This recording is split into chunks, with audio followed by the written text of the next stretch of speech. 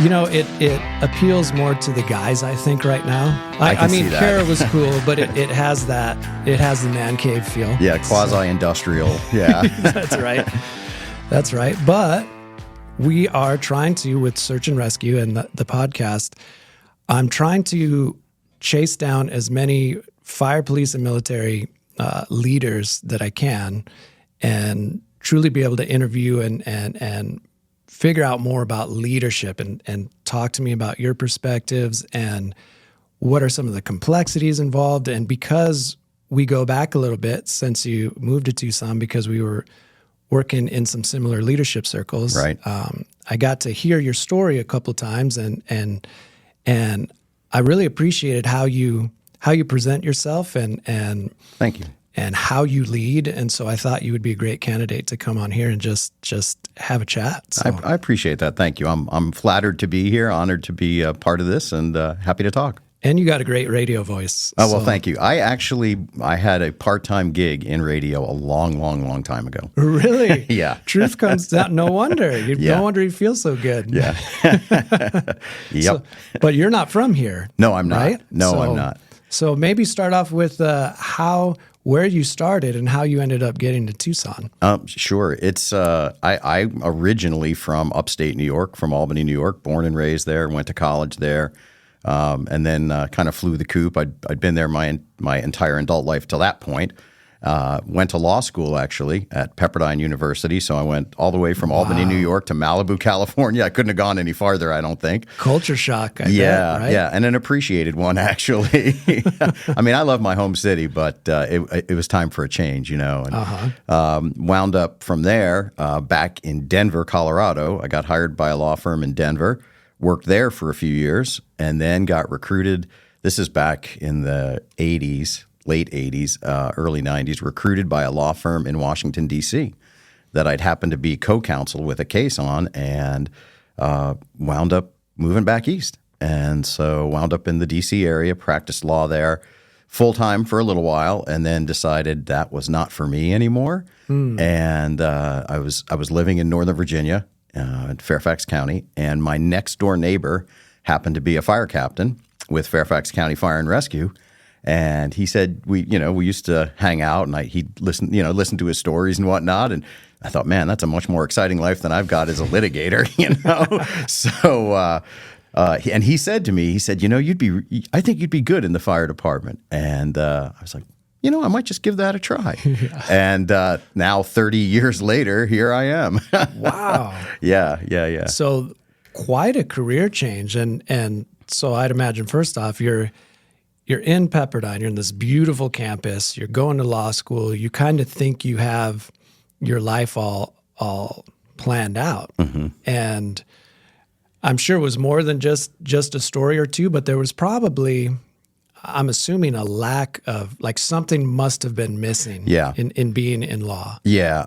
The practice of law, so I was working with a firm that specialized in aviation litigation.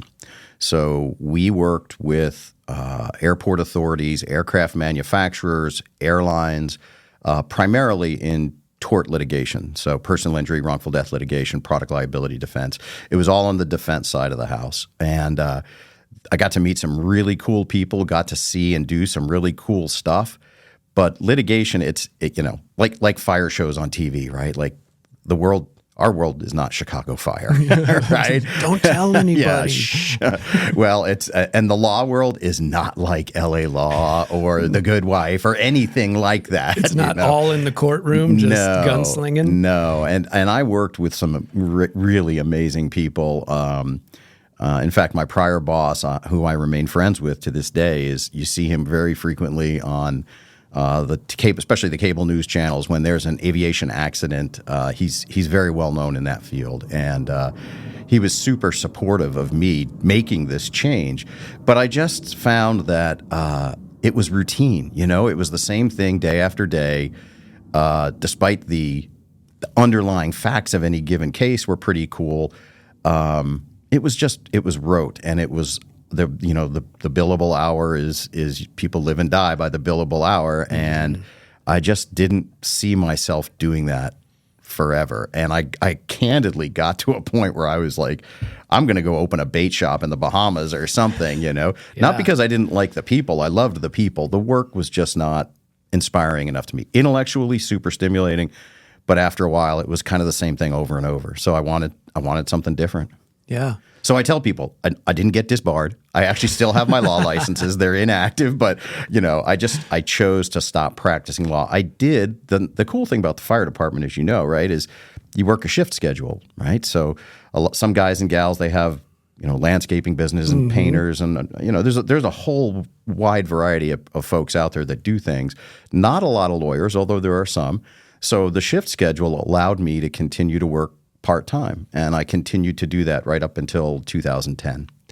And I bet you didn't have a lot of peers that were part-time lawyers. No. They were, because most of them, it's like a blue-collar profession. It attracts those types of folks for good reasons, and so they're good at landscape. I had a tile company for a while. I moved furniture on the side, so I didn't know any lawyers that were firefighters. So that's super cool. You'd probably be able to give a lot of good advice or perspective just because you're in a niche that nobody else is in. Yeah, I think so. I think I've been able to help some people out. Just like you said, provide, not necessarily give them true legal advice, but provide some perspective when they're feeling a certain way about something, if that makes sense. Right. So you changed careers. Now you're in the fire service. Yep. And Fairfax is a large organization, large district, county. And do they do both fire and medical and some of the things like you have out here? Yeah, 100%. It is a county-based fire department back there. I think they're up to roughly 40, 41, 42 stations, about 1,600 or so uniformed staff. It's a big operation. So about double, you'd say, from Tucson? About roughly? double, correct. Okay. Yeah, close to what, Phoenix, very similar in size to Phoenix. If you think of total population, type of service, size of force, all that, it's, very similar to that. And so were you drawn to anyone, because there's a lot of routes you can go in the fire service. Were you more into medical? Were you more into engineering? So I took every opportunity I could to promote. And since I got into the game a little bit late, I won't say I promoted super fast, but I didn't want to linger too long in any one place, because A, I didn't want to get bored with it, and B, I like the challenge of advancement. And candidly, at some point especially when I had the opportunity to start moving into supervisory roles, you work with people that you would be a better boss then, right? Sometimes, yes. that just happens. So and sometimes that's the main motivator of well, if I'm working for this guy, then my life is on the line. And you're like, I don't want that. I want to have more control. Yeah. So I did that, and it was a great career there, and I really enjoyed. I wish I had gone to paramedic school when I had the opportunity, because back then, we're talking 1993, 94, it was like a 6-month course. It was not as super crash course. Yeah. So and I just didn't. And that's the one thing I do tell folks today. If I had it to do over, I'd go to paramedic class much earlier in my career and get that and maintain it. So I focused more on the suppression side, and I really got into special operations. And I was a member. Fairfax has one of the 28 FEMA teams for urban search and rescue. Oh, great. So I applied for and got a position on the team and was part of Virginia Task Force 1 and USA 1, because Fairfax and LA County Fire are the only two USAR teams that are authorized to export from the U.S. to provide disaster assistance in foreign countries. Oh, that's awesome. Yeah. It used to be Fairfax and Miami-Dade. Miami-Dade lost the contract with U.S. Agency for International Development, and Los Angeles County stepped in. And between Fairfax and L.A. County, have had it for well over a decade now. Wow! So I went that route, and that was it was a side gig basically within the fire department. Yeah. But it was pretty cool, and rose up parallel through the ranks within the task force to ultimately, when I separated from the task force, when I retired from Fairfax, I was a task force leader. Awesome. And so did you go to any foreign countries? Did you guys get dispatched outside of the Yeah, U.S.? Haiti, the Haiti earthquake, Nepal, a lot of hurricane deployments within the U.S. The interesting thing, I did, so yes, there were disaster deployments. We also did a lot of capacity building with other countries. So the international search and rescue community is governed through the United Nations, and it's the Office for the Coordination OCHA, Office for the Coordination of Humanitarian Affairs, and so we. We're privileged here. We're lucky. We have it really well, and there's a lot of countries that are disaster prone, but really struggle. Not necessarily. They don't have the. It's not that they don't have the wherewithal to respond. It's that they don't have the structure, right? So we would do a lot of teaching and guidance and helping teams improve.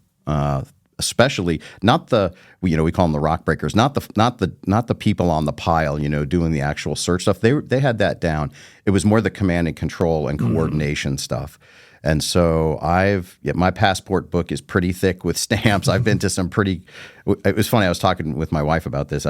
Reminiscing and talking about some cool places I've been and some places I've been that I'm like, okay, check. I never have to go back there, Right. But I've gotten to see parts of the world I would never ever have otherwise gone to. Yeah, and gotten to actually provide such a great service for a community that was hurting at that time. Yeah, super rewarding work and lifelong friends around the globe, really, still to this day. Of course, staying in contact through what else but Facebook. Of course. That'll get you anywhere. That and WhatsApp, yeah. Well, so you did you got to get a lot of experience doing foreign stuff, but you also had some experience in 9/11 because you guys Fairfax was intimately involved. And I like hearing your perspective of the call that day. Yeah, that was wow. That's an interesting one. It's certainly a call of a career, of a lifetime in emergency services. One I wish we didn't have to do, right? But you play the hand you're dealt. So I was on duty that day. I was a lieutenant. I think I'd been promoted as a supervisor for just about a year. Working at a station in the central part of Fairfax County that bordered very close to bordering on Arlington County, where the Pentagon is. And, like everybody else watching the news that morning and seeing the events unfold in New York City, and then all of a sudden, wham, the Pentagon gets hit. And the closest fire department there, even though the Pentagon carries a Washington, D.C. address, it's in Virginia. It's in Arlington County, Virginia. And Arlington is a very geographically small county, but it's very dense in population. 10, 11 station fire department, and very vertical, a lot of high rises and stuff. And obviously the Pentagon and some other government installations. And so they basically dumped their entire fire department to the Pentagon immediately, right? Which there was still business as usual. There's still emergencies, there's still fires, there's still life happening. Yeah, right? So we wound up initially being dispatched as a fill company to cover, and then ultimately wound up at the Pentagon. So, drawn into that for 72 some odd hours. So what's going through your mind as all of this is happening? Because I think, naturally as a first responder, you want to be at those events because you want to make a difference. And that's why we're called to do that. At the same time, it was different from me being in Tucson and hearing it and seeing it and watching it on TV and going being inspired for that. But then you get sucked into the actual call. So how are you leading then in that moment when you have the complexities of the emotions of what's happening, but you also have to get a job done and you have to lead your crew? Yeah. It's it was interesting. I was lucky. My engineer had back there. The job was called technician, but the same thing. Very tenured employee, very tenured firefighter. Been on the job probably easily 18 to 20 years at that point. But I had two very junior members in the back one of whom I think might still have been a probationary firefighter or just very recently off probation. And so, it's my job to make sure they get home safely. That was really what was weighing on me more than anything else, because everything was so uncertain. Right. The one thing that was very certain was that a airliner had crashed into the Pentagon. Right. That was certain. A lot of injuries, a lot of fatalities, but everything else was extremely uncertain that day. And in fact, to the point where there was so much chaos, especially in the first few hours, that military flights nobody exactly knew where planes were, and they actually thought there were another airliner coming. And so they ordered everybody just basically to run, like take shelter somewhere. A couple of times that happened. And that sort of chaos, it settled down after the first probably 3 or 4 hours into a little more stable rhythm. But it was tense for those first couple of hours. It really was. Well, and then from your perspective, a lot of people think of the initial call and like you go and you solve a problem and maybe it takes at the most an hour if it's fire or you're doing some overhaul or whatever. But you got 72 hours worth of how you continue this incident and how you manage it and how you pass it on to the other companies and how you feel like you're actually making progress and all of those things. I bet you that the international training, that really helps out with that too, right? Because you're managing incidents over a longer period of time. Yeah. I wish I'd had it at the time because I was not yet on the team then. So, and we were there. They did a good job. When I say the command structure, once it got established, once things kind of fell into that battle rhythm, so to speak, they did a good job about cycling crews out, bringing fresh people in. And like I said, we went back to our original assignment, which was as a fill company in Arlington County, and then for like the next 2 days, it was almost like they forgot we were there because Arlington kept, understandably, they were cycling their people in, and then the urban search and rescue response took over. Once the fire was basically out, it became at that point a search and rescue. Specialized search and rescue mission, and the fire department itself sort of just not withdrew, but turned that work over to the professionals in that realm. So we were at that point managing a good chunk of Arlington County, and because of it was what made it really interesting, I thought, because the automatic aid system, there's an automatic aid system in Northern Virginia that is almost it's set up on the same system as the Phoenix Valley, but it wasn't in place at that point in time.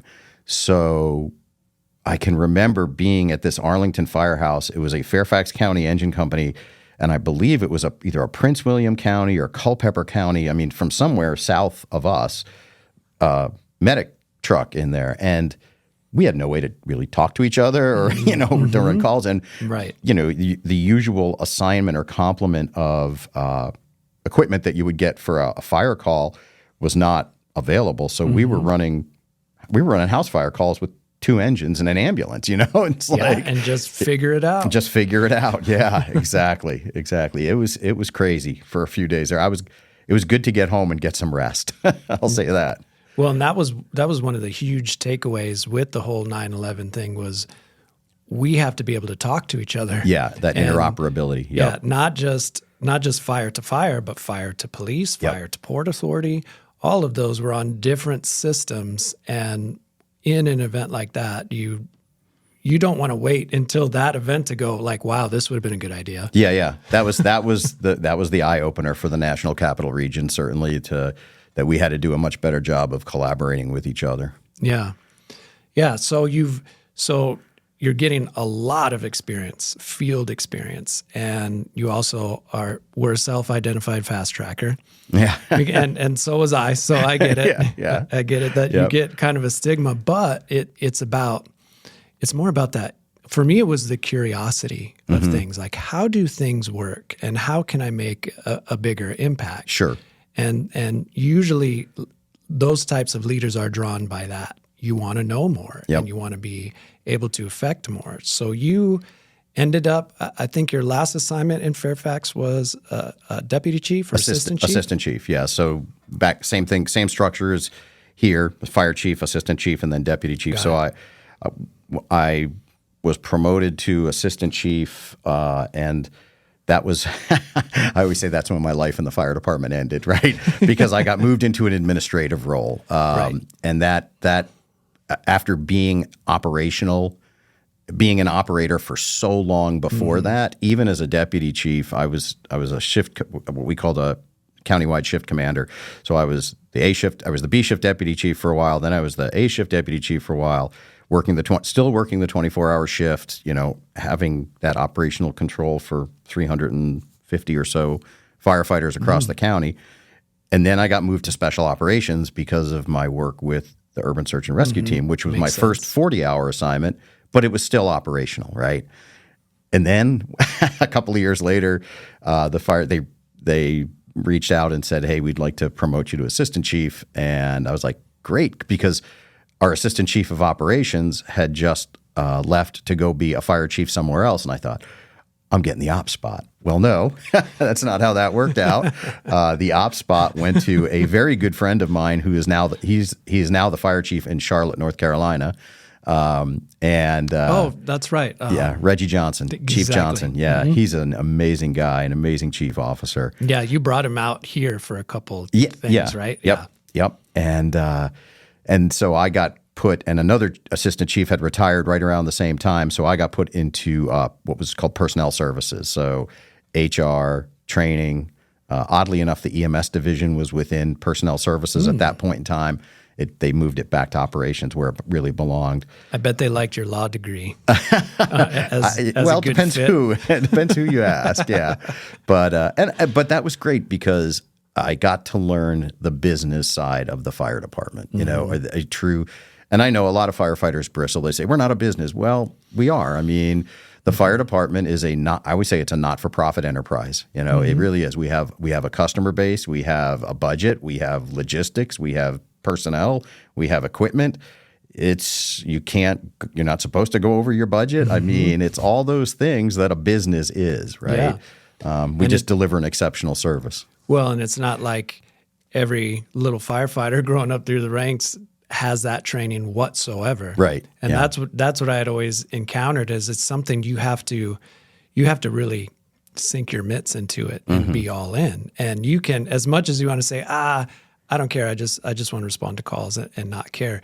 You need advocates that understand the business side of the fire service, or you're going down, or you're not going to get your legislation to pass. You're not going to get your budget to pass. You're not going to get the guys and gals in the field the tools and resources they need if you don't know that side of it. Yeah, and you have to talk data, right? You have to talk. In this day and age, data is capital, and the fire service does an exceptionally good job and could do better with data.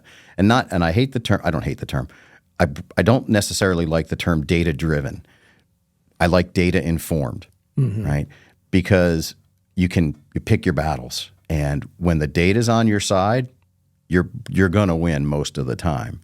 If the data's not on your side, it's best to put that one on the back burner and focus on something else. But what doesn't work anymore is the babies are burning thing, like, oh my God, the world is coming to an end and we're not going to be able to run calls and this and that. And that has a lot of emotional appeal to us, to firefighters.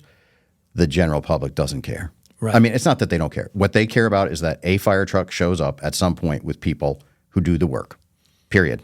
They don't know about national response time standards. We do a really good job at trying to educate them on that so that they become those informed voters who can persuade legislators and so on and so forth.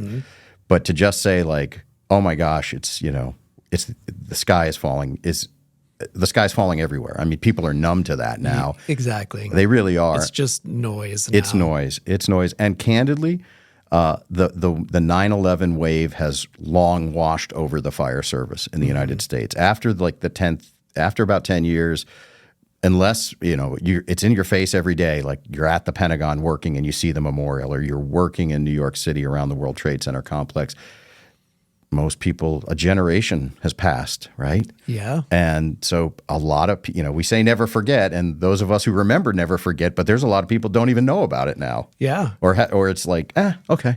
Yeah. I mean, when you use a mathematical perspective, you're like, okay, 2001, and my daughter was born in 2003, and she's now been in the Navy about 3 years.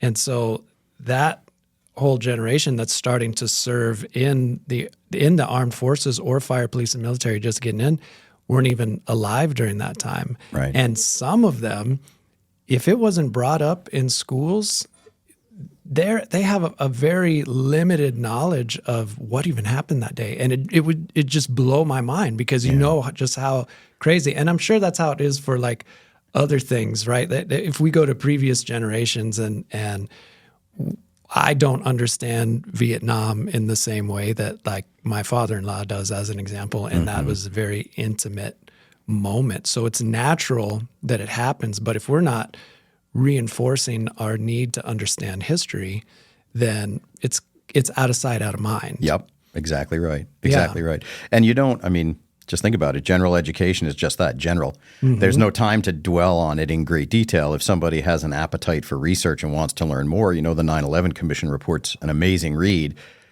but most history classes in whatever level that's being taught at now, it's a 20-minute segment and they're on to the next thing, Right. So, yeah. Yeah. So you're continuing to move up. You've done a great job at Fairfax. What made you want to come out to the desert? My fire chief back there, John Butler, who's currently now the president of the International Association of Fire Chiefs. That's right. He's been out as well. Yeah. Like I got to hang out with him for a while. He's a good dude. John's a great guy. He and I. So I competed for the Fairfax County job twice. I really wanted that job. And he and I laugh because he always says I got the better end of the deal. You by not getting by not the job. getting it, the best job I never got. I have nothing but love for that department. It was great to me for almost 26 straight years. But everything's about timing, the right place at the right time, and John was in the right place at the right time for that job, and he was the right person for it. The Tucson job came open, and there's executive search firms out there for fire chiefs, and they reached out to John to ask about me. John approached me and said, would you consider moving out west to be a fire chief? And I said, sure, I'd consider it, because I was going to go in the drop back there. I was about to enter our drop. It was back there. It's a 3-year, not a 5-year or 7-year now, but it's a 3-year drop. And I was going to go in because I was almost at that point where I had maxed out. So I was almost working for free, but for the fact I had a county car, right? So,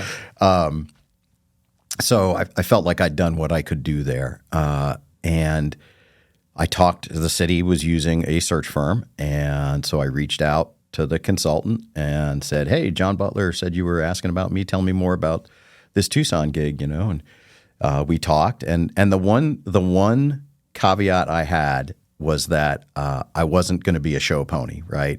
Because a lot of departments do. Oh, we're doing a national search, and in fact, they're not. They have their candidate. They have their candidate, and they're doing it just to say they did it, right? Which is a little bit disingenuous. So I told the guy, I said, I'm in the catbird seat. I don't need to do this. I want to do this, but I'm not going to put myself and my family through it if it's all for naught. Like it's just for show.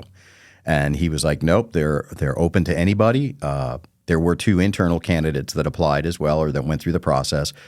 But he was pretty adamant that the city manager was really looking for external talent at that point in time. So I said, okay, I'll throw my hat in the ring. And that was, that was April, May of 2019. Interviews were in June, and I was in a U-Haul the second week of September. So that happened fast. It did happen fast, wow. Yeah. They wanted, Mr. Ortega, the city manager, wanted to move quickly because there had been an interim fire chief, one of the assistant chiefs, Joe Galata, great guy. Joe had been interim for about 18 months, and I think the city manager was just looking for the right time to run the process. And Joe did a great job. we're good friends to this day. He helped me immensely with the transition and was a good hand up until the day he retired. Awesome. Well, we're going to talk a little bit more about your experience once you arrived at Tucson. Okay. And see here, that background music. Yeah, that's the hook. That's how they give me a cue. And stay tuned after this quick break, and we'll hear more about your job as a Tucson Fire Chief. Sounds good. Discover the power of 88 Crime, where your anonymous tips are rewarded with cash. When you call in anonymously with a tip, you are given a code. With the code and a password, you can walk into a bank and redeem your reward anonymously. If your anonymous tip results in a felony arrest, you can claim up to $2,500 cash reward. Let's stop the silence on crime and strive for a safer community. For more information, please visit 88crime.org or call 88crime. Copper Creek Cookies, Copper Creek Cookies, CopperCreekCookies.net. We can print anything on our soft vanilla logo cookies. We deliver them and other sweet treats locally. We are located at 4249 West Ina Road, Suite 121. Call us 520-300-1131. We bake smiles. Copper Creek Cookies, Copper Creek Cookies, CopperCreekCookies.net. Are you looking to establish a powerful online presence for your brand? Look no further than Live the Dream Media. Our team of experts possess the capabilities and skills necessary to make it happen. From creating compelling content to analyzing data and making strategic decisions, we've got it covered. Don't let a lack of social media know-how hold you back. Visit ltdmedia.net for more information. Welcome back to the Search and Rescue Podcast. Sorry, Chief, we had to pay a few bills. Keep the lights on. Quick, keep those lights on. You know, it gets warm in here with all the lighting, and that's why I wear a sweatshirt, though, because we're a little frugal. There we go. No, so we had just discussed what kind of drew you into coming into Tucson, and you'd been on the West Coast during college, Yep. but not in the desert. No. So a little bit of culture shock coming into the desert, or how, when you look at the cultures of the two organizations and West Coast to East Coast, what were some of the nuances there?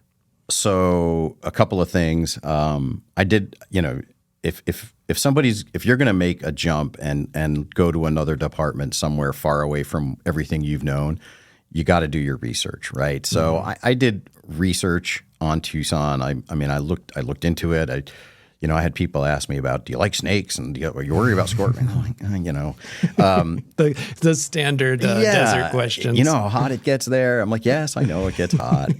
But people forget, like, Washington, D.C. is a swamp, right? So it's built on fill land, and it gets really hot and humid there in the summer months too. So this is actually, people laugh, we say it's a dry heat. It's like a convection oven, but you know what? I'll take it over being, you step out of the shower and immediately begin to perspire just because of the humidity. So for sure. So that part, the life change part of it was not. I always say I'm kind of a chameleon, right? I feel like I can live anywhere. Certainly, my family is somewhat dispersed. My mom is still alive in New York, but I've got a sister that lives very close to her and helps with her care. But I've got a sister in Hawaii. My kids live in different states. So we're kind of all over, Sure. So that part wasn't hard. Culturally, department-wise, very similar operationally. The department is very similar operationally. Tucson, the City of Tucson Fire Department definitely operates much more like an East Coast fire department than a lot of other Western fire departments, right?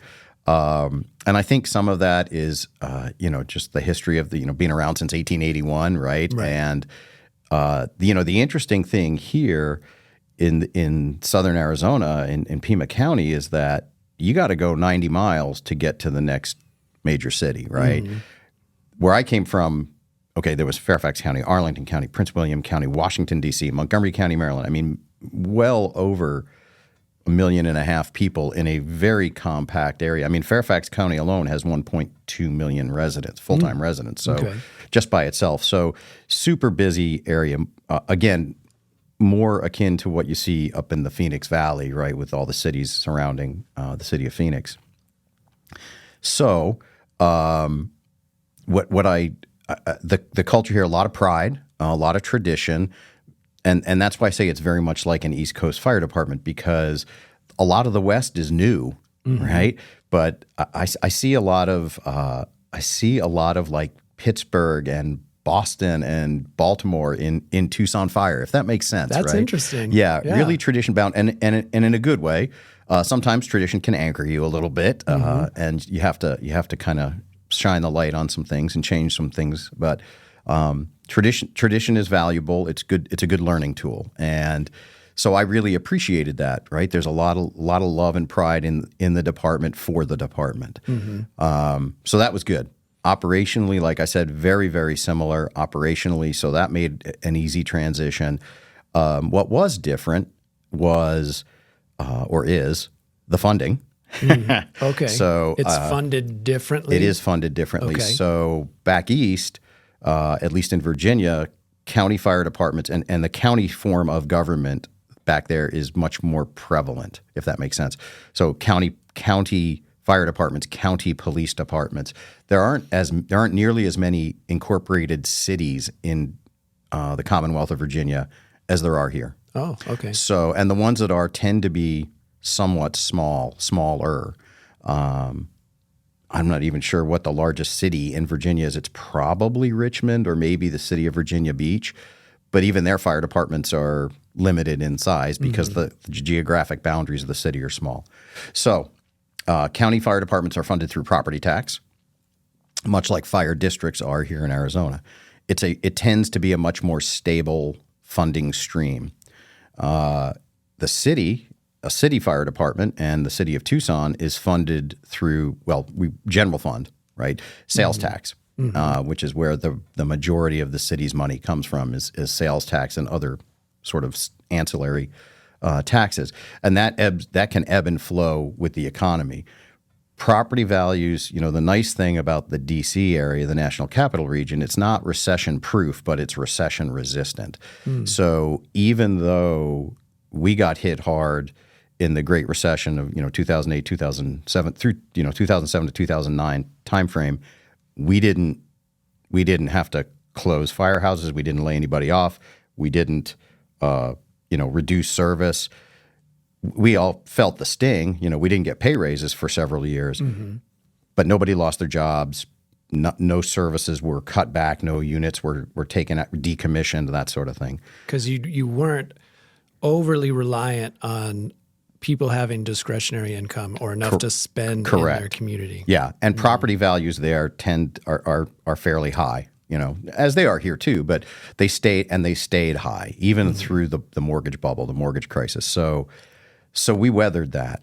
Here, navigating with 14 other city directors, all kind of angling for our piece of the pie, so to speak, to deliver the quality of service that a city, the 33rd largest city in the United States, deserves, is challenging. And thankfully, we have our executive leadership team in the city has I would say a very good working cohesiveness among all the directors. The police chief and I are very good friends and professional colleagues, as is the public safety communications director, Sharon McDonough, who used to be with Tucson Fire and then ascended to a directorship job there. So the three of us work very collaboratively and with the city manager's office to, we advocate for our people, and sometimes those are difficult conversations.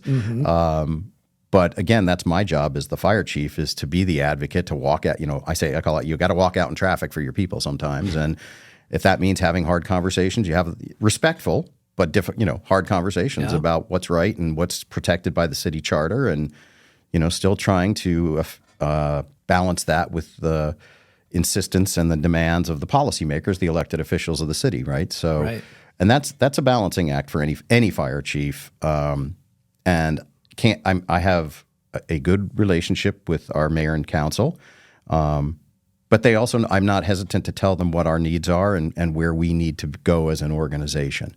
That's what you need to do as a fire chief. Yes. Right? So you're in the reporting structure. There's other people within a city that have some control and influence over your budget. But that doesn't mean you just a lot of it can be education based.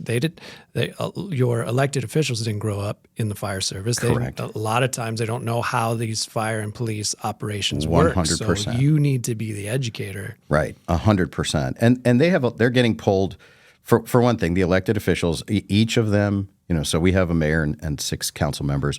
Each of them have a platform, right? Each of them are passionate about that, and that's what got them elected. So they have to be true to their base, and I get that. What I try to do, what my job to do is really to show them, like that educational piece, because I get a lot of, oh, I didn't know you guys did that, or I didn't know you couldn't make that occur without X. Right. It's hard to get their time sometimes because they are pulled in a lot of different directions. But once you get them and you give them data, then it at least, I won't say it forces them, they have a choice to make, right?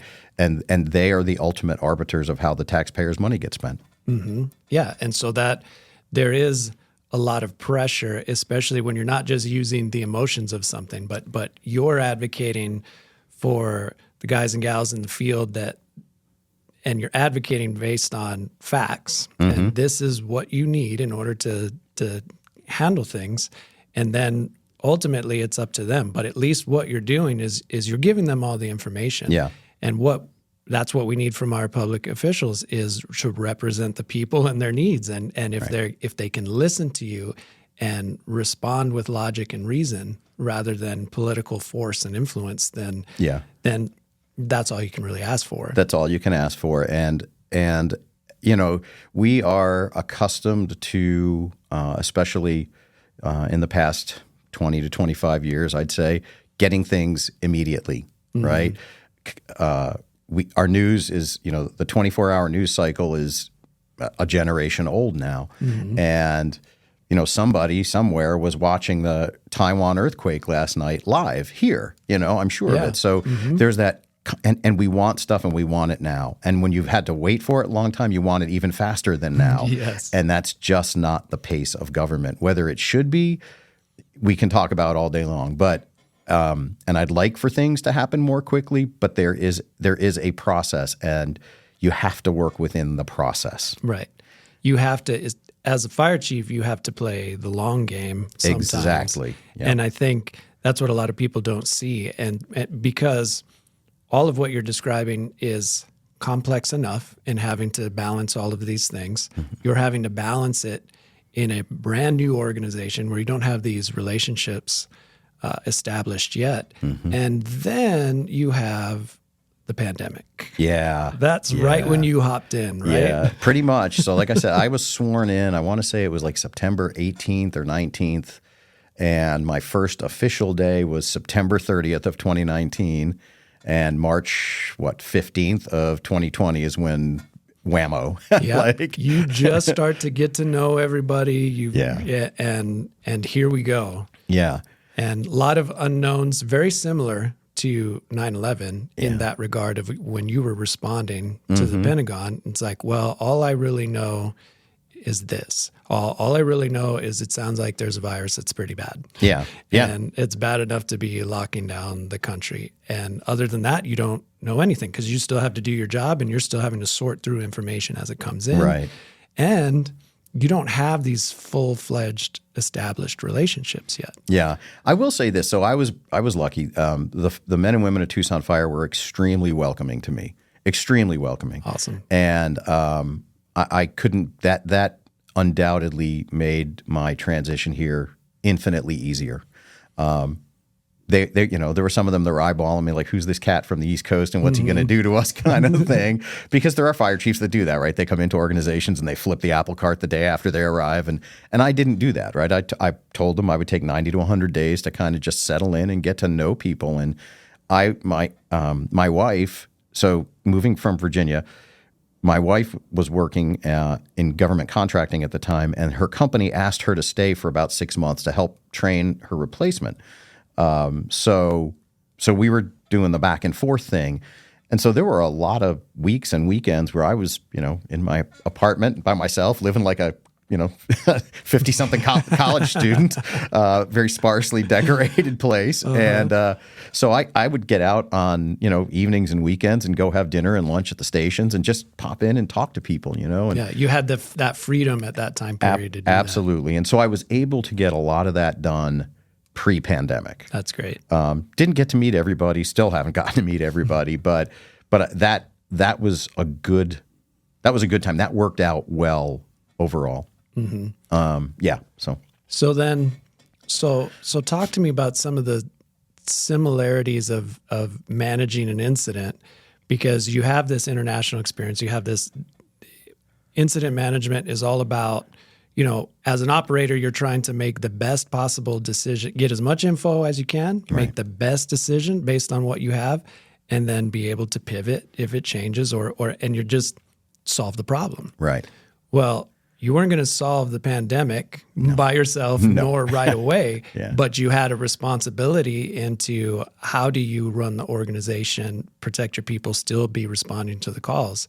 Did you have similar approaches to managing an incident, or how did you have to settle into the long game mentally to see what was happening? One of the things I stopped doing was watching the evening news, and really talking to our medical director, and look, I'm not an epidemiologist. I'm not a medical doctor. I'm a fire chief. And I think it's critical to surround yourself with smart people, good people who can give you sound advice. And we, at least internally, I think we did that. And I'm not saying externally it didn't occur, but my domain is the fire department, and you can only control your own domain. There's the sphere of influence and the sphere of concern, and I try to stay in the sphere of influence because I could be concerned about a lot of stuff and not do a damn thing about it. So, sorry, that might get bleeped. I don't know. No, that's within the approved words, okay. And we're not regulated by the FCC. There is. Oh, okay. So you're good. So, just trying to get. And everything is changing truly. And you recall, almost on a weekly basis, even on a daily basis sometimes, do you isolate, do you not isolate? Is it 5 days? Is it 7 days? Is it 15 days? Do you wear a mask? Do you not wear a mask? It was constant. And we had, like every organization, I'm sure, people, there was the spectrum, right? People like, this is no big deal. There are people who are terrified of it, people with, family members who had serious medical issues that you didn't want to bring that stuff home, And so trying to balance everybody's expectations and make sure that they felt safe, they had the equipment and the training to run the calls. We pivoted to telemedicine as quickly as we could, reduced the number of people encountering a patient, all that stuff. And and so we just did the best we could with it. With the information that was at hand and changing every week. So then how were you able to deal with some of those pressures? Because it's usually, the loudest voices aren't always the most right. Yeah. But I'm sure you got a lot of loud voices that were criticizing you from one end of the spectrum. Sure. And then a lot of loud from the completely other end. So how do you manage some of that and keep a steady course of not being influenced one way or another, but trying to stay to facts and logic and reason? How can we do this? Yeah, a lot of communication. Listen. I have an open door policy. A lot of fire chiefs don't. It makes some of my senior staff bristle. They don't like the fact that a probationary firefighter can make an appointment and come talk to the fire chief. I'm okay with that. I'm good having conversations. I like diversity of opinion and thought, But at the end of the day, we all have a boss, and the boss decides the direction in which the ship is going, and you have an option to either sail on the ship or stand on the pier, but the ship is moving, right? So I would hear people out and say, okay, here's what we know and here's what we're doing, but I appreciate your viewpoint. I respect your viewpoint. It's not, and I had a lot of people, well, do you agree with this? Do you agree? Or it's not whether I agree with it or not. I hear you, you hear me, here we go. Right. And that's it. I didn't get into the push pull of, of any of it. Well, and I think something that resonated with me that was a good perspective is when we're in some of these fire chief forums and you're talking about leadership and especially people don't realize just how political of a position something like fire chief is and how many political influences are around you. And I really appreciated that you're like, okay, so let's say I take that perspective. Let's say I just go hardline stance and say, no, this is what I believe in, sink or swim. Well, if it doesn't align with some of your bosses and influencers and they just say, well, okay, bye. Yeah. And then you're out of a job, you're out of any type of ability to influence at that level. 100%. So I actually appreciated the perspective of, I may not even necessarily agree with this from a personal standpoint, but if I just get canned, then who's going to then somebody else is going to come in and create even more of an echo chamber, and then what are we solving information based on best information? Yeah, So a fire chief has to know. You have to understand, and I would say this to any fire chief: you're the expendable one in the equation, 100%. Right? You're an at-will employee. I'm a contracted employee with the city of Tucson. And look, the city manager is not going to get fired over it, right? Like, he's my boss. The city manager is my boss. It's a strong city manager form of government in Tucson. And so if you think about it, any place, if you're delivering pizzas for Domino's and the Domino's owner says, don't drive 50 miles an hour in the 35 zone and you keep driving 50, you're not going to be working for Domino's much longer, So that's just the reality of it. And I did tell people very candidly, look, I moved, 2,300 miles across the country to help move this organization forward, be its next fire chief for the next foreseeable future, and move this organization forward. We're going to have bumps along the way. But if I just go up and, do the Nikita Khrushchev, pound my shoe on the table thing, well, me and my shoe are going to be showing the door.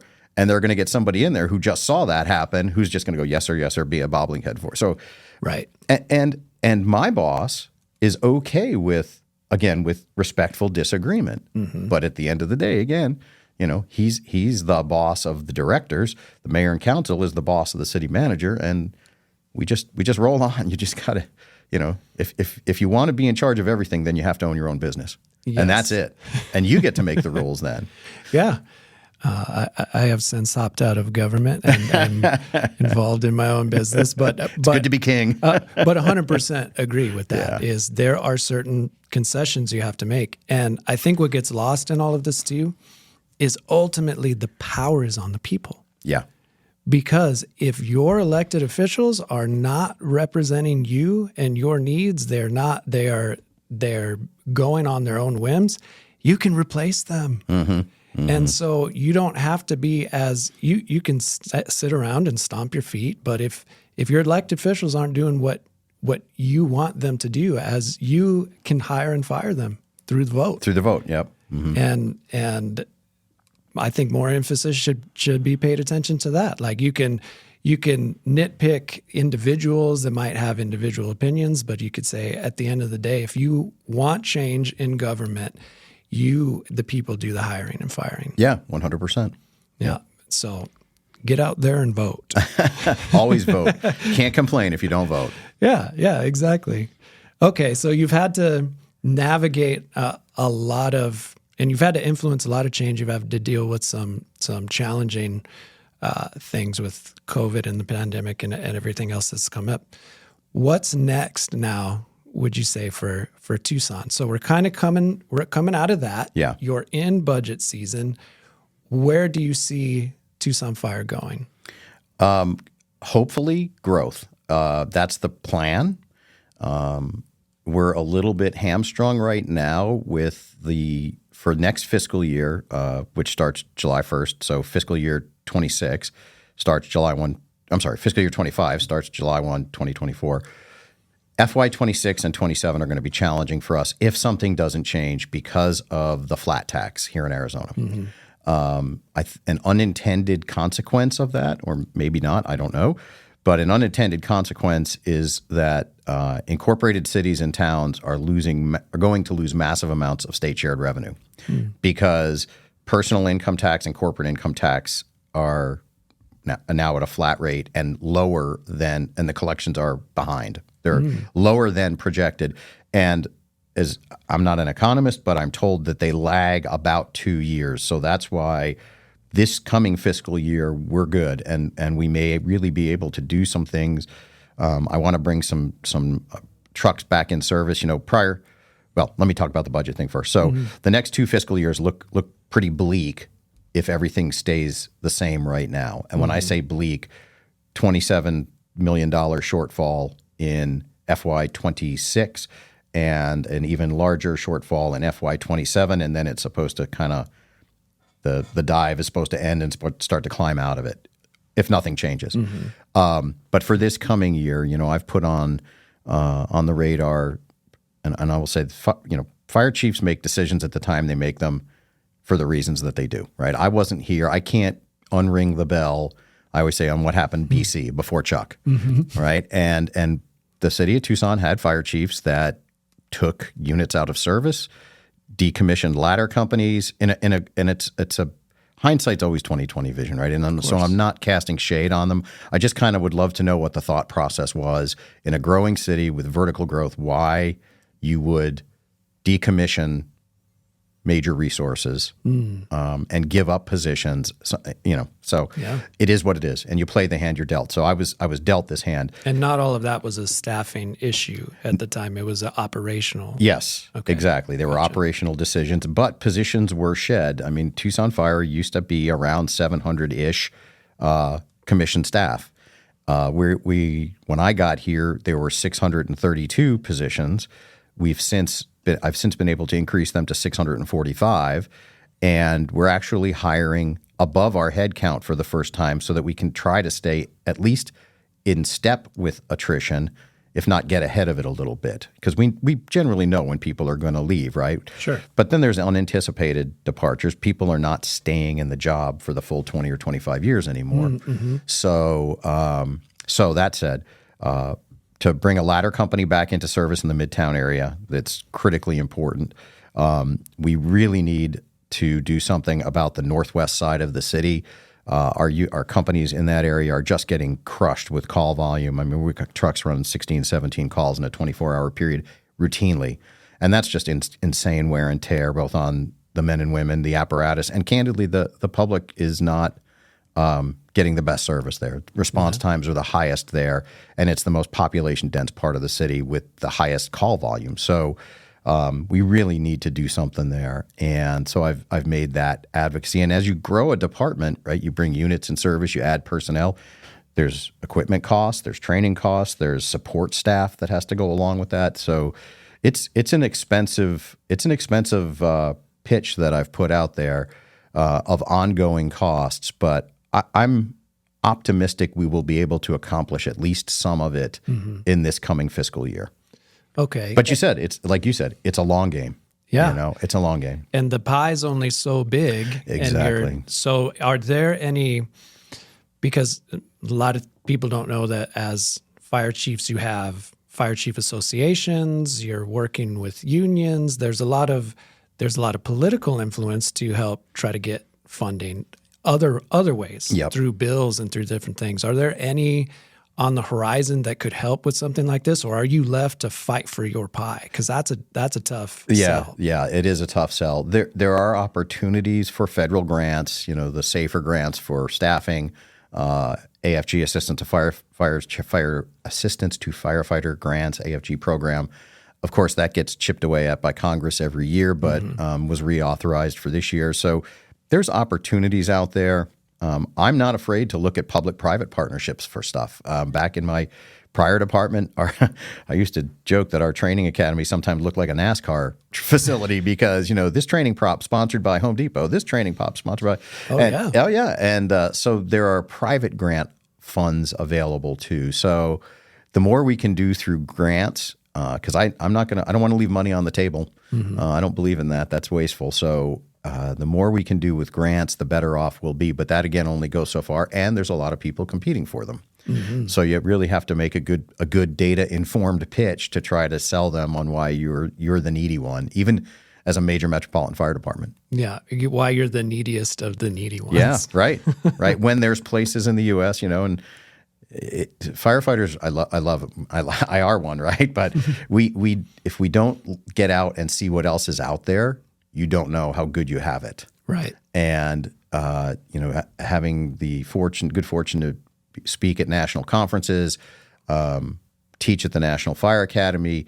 In fact, this afternoon, I'm going up to Globe to teach for the next 2 days at an officer seminar for San Carlos Apache and Globe and Mammoth. Very cool. And there's cities and towns out there running with 2-person engine companies and equipment that's 20 years old, and they're happy about it because they don't know what their next budget looks like. Yeah.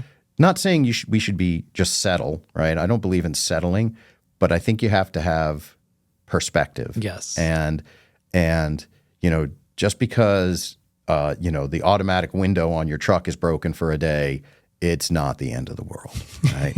Yes.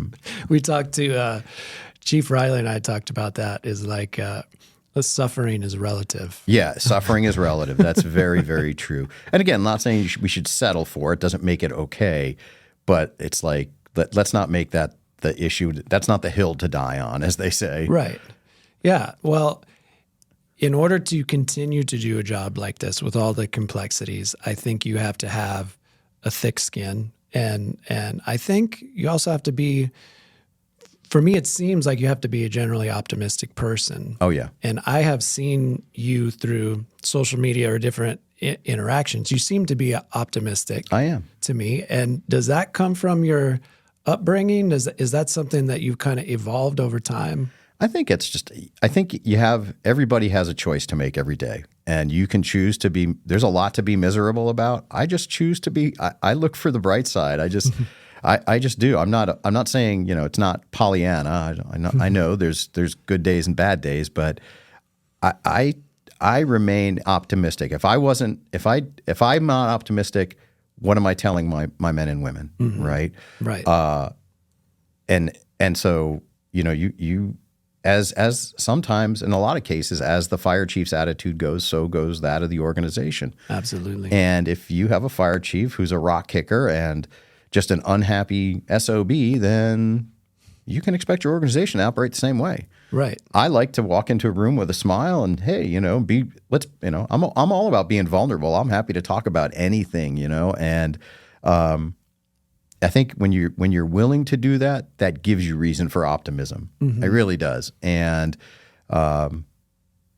even the bad days become good days ultimately. It may take some time, but we'll get there. Well, and if you're having a bad day, but you have built up, because you're an authentic person, so you've built up some of that trust with authenticity. And even if you're not 100% on your game, those are like social credits that have been like, oh, well, we know normally he's on his game. So if you're off a little bit, it's okay. Yeah. But you also, it can be very taxing as a leader to be up all the time. Yeah. And I think that gets missed is maintaining that. As much as you want to be optimistic, you also need outlets. And I was curious from like a mentorship standpoint, you have to be able to vent between closed doors sometimes or bounce something off that's a sticky situation. Do you have those types of people in your life that you have resources for? 100%. 100%. So here in Arizona, we have a very closely knit fire chiefs association. Every fire chief that I've encountered in the state has been nothing but perfectly gracious to me and welcoming. And there's a group of us that, in fact, usually on the first Monday of every month, we have a Teams meeting at like 7 p.m. and we just get on there and shoot the breeze, and talk about stuff. But I can pick up the phone and, I can call Chief Bradley in Northwest, or I can call Chief Gaylord up in Flagstaff or Chief Camelli in Mesa, anybody, mm-hmm. and talk. But what I find is really valuable for me is to talk to people some distance away, right? Mm-hmm. Who don't have rocks in their bag for Arizona, for Tucson, for whatever. and I tried to be as unbiased a view of the situation to them as I possibly can, and say, tell me, am I the crazy one, or what do you think? What if you were faced with this, how would you deal with it? XYZ. And I talked to fire chiefs back east, California chiefs. I know some chiefs in Canadian cities, and yeah, we can pick up the phone and talk to each other at any time, and I get those calls and I make those calls, and that's really the outlet for me. I did work with an executive coach for a little while, a gentleman who was a Fortune 500 executive. He's in California, great dude, but helped. But I didn't want to keep spending the money when talking to other fire chiefs is free. So, yeah. But he was great, and he really brought a lot of perspective because his background had nothing to do with the fire service, nothing at all. He's a consumer of the service, not an active deliverer of it. So it was good to get his perspective on stuff. Yeah, you need both people that get it internally from that larger leadership perspective, but then also somebody that is just somebody that's good to talk to. Yeah. That'll give a perspective you haven't heard of before. He would tell me, he said, look, I can't tell you as a fire chief what to do or how to do it, but he goes, my role is like a father confessor. And that's really how he helped me tremendously, actually, for a while. Yeah. Oh, that's and so we cool. still stay in touch, but yeah. Yeah. Okay. So what you have coming up is you have some challenges with funding in the next couple of years. And obviously we'll continue those discussions as to how we can help as an organization, because that's our job. We do a lot of behind the scenes work to help fire, police, and military. So obviously that's near and dear to my heart and our heart. So I want to be able to lead from that. So we'll have to keep in touch as to how we can help with that. Absolutely. But I want to leave it kind of up to you. Do you realize it's already been an hour? Yeah, we've been talking for a bit. It's time flies. Time flies when you're having good conversation. Yeah. But I wanted to make sure that if there was anything that you wanted to throw out for the city of Tucson, or from your perspective, or anything that we should hit. Yeah. That this is the platform. I always believe in ending on a high note, right? Because it's easy to talk about, and it's important to talk about the challenges. But ending on a high note is important. And anybody listening to this, I want them to know that I firmly believe that the Tucson Fire Department is one of the finest fire departments in the country, in North America. We deliver exceptional service under difficult circumstances sometimes. The challenges we're facing are being faced by major cities across the United States. People forget Tucson is the 33rd largest city in the United States. We are a big city, even though it feels like a small town sometimes here. And we have those same urban challenges. And just, again, if you get out of the bubble and look, just drive to downtown Phoenix, and you're going to see homeless people, and you're going to see people struggling with substance abuse, and you're going to see encampments, and you're going to see violent crime. And so what I want people to know is that Tucson Fire will continue to deliver the service, the highest quality service, 24/7, no matter what challenge comes our way.